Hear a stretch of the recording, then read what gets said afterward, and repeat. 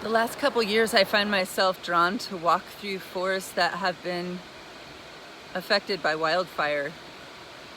The places that looked completely destroyed at some point, just lifeless and hopeless. I walk through them now and I see my own reflection and I feel inspired when I see the new growth. When I see the old ponderosa pines like the one behind me that are still alive miraculously, it can take a lot. And it turns out so can I.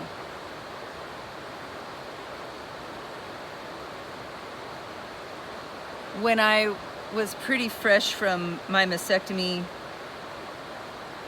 and really feeling traumatized, I found myself thinking over and over that I would be okay if I could just be with the big trees.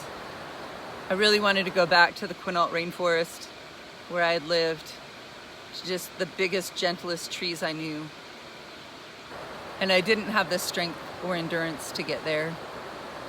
So I came out here to the Mad River in the Wenatchee National Forest, and I found what I was looking for right here. Butterflies were flying everywhere, everything was in bloom, and I felt so filled up with life. And I was hugging all these big old trees. After you hug them, you press your ear. I press my ear to their bark and I listen, just in case they want to tell me something about how to endure. You know, when I was right after my third chemo, I got my edits for a book that I was calling The Reconstruction of Love. It was going to be a book about a husband and wife that remodeled their marriage by remodeling a house. You know, sort of the opposite of real life. And at some point I realized that book wasn't one I really was qualified to write. You know, I mean, I don't know anything about marriage and I don't know anything about remodeling houses. And so I get these edits back after my third round of chemo when absolutely every single thing except love and nature seemed like bullshit to me, including writing and books and words. I really felt like words were just litter, just garbage that cluttered up our lives and cluttered up my mind and cluttered up my ears, and I didn't like words at that time. And I wasn't really sure what to do. I kind of felt like not being a writer anymore. And yet I'd signed this contract and made a promise, and my promises mean something. But I didn't think it was going to be a book I was going to be proud of.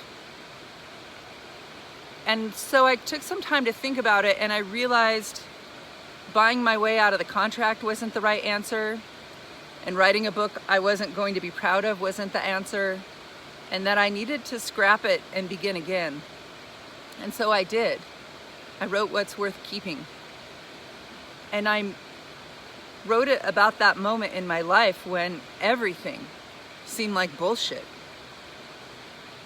where I felt like a nuclear bomb ready to go off, just ready to destroy friendships, ready to destroy careers, really ready to destroy everything in my path. I was pretty mad about everything that I had gone through and everything I now needed to adapt to. And people wanted to talk to me about the new normal, and I had no interest in the new normal. None. I wanted the old normal. It was intense. And nobody told me that I was going to feel like that. I mean, I was not prepared. I thought when cancer treatment was over, I would feel nothing but jubilant. But it turns out it's a thing. I was talking to friends who said, yeah, I tried to leave my husband, but he followed me, so we stayed married. Like more than one. And yeah, I talked to somebody who up and left her career and was choosing to just house sit for people and do nothing but be with her dog. I get it. And so What's Worth Keeping became almost therapy. It was kind of a documentation of my own therapy, of how I would walk through the woods and try to reprogram my brain. Sometimes I would go for hikes and I would find my brain slipping into just thinking cancer, cancer, cancer, cancer. And I would think, oh God, this has got to go. So I would hike and think, I'm healthy, I'm strong, I'm full of vitality. I am healthy, I'm strong, I'm full of vitality. I would repeat that over and over for literally miles while I reprogrammed my brain.